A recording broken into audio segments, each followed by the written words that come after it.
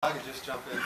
For me, is I think there's a lot of quality data out there, but I think the frame and the narratives within which we view the data are very skewed.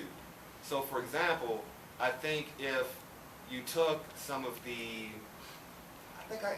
when I was doing some work around homelessness, I read someplace that I think I'm getting this right, something like 40% of the national homeless population is African American. And I'm thinking, how is that possible? We only make up 13% of the population. How 40% of the homeless population?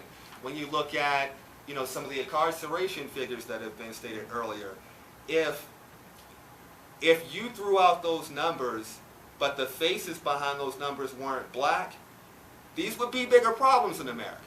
So for me, I'm constantly fascinated and upset by what perceptions about race and can do to numbers, how that skews the narrative. So I think there's a lot of great data out there, but I think there's,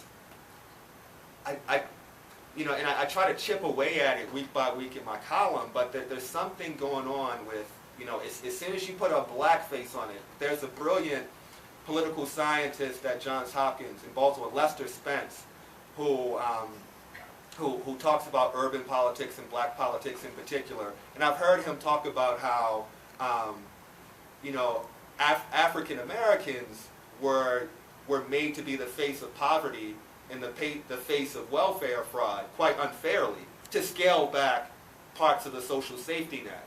So as soon as you put a black face on a number, boom, you know, so there's, I lean more towards narratives and stereotypes and breaking those down, because I do think, I mean, a lot of the numbers are just staggering and should already have a greater impact.